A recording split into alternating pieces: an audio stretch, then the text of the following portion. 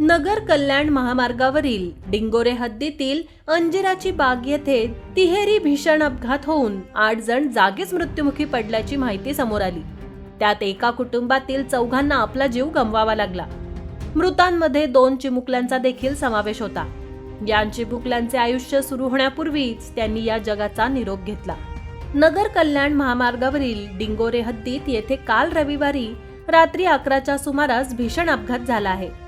या अपघातात माळशेज घाटा शेजारी असणारे मड या गावात राहणाऱ्या संपूर्ण कुटुंबाचा अपघातात मृत्यू झाला आहे। जुन्नर तालुक्यातील पिंपळवंडी येथून मेवणीच्या लग्नावरून रात्री उशिरा घरी परतत असताना या कुटुंबावर काळाने घाला घातला।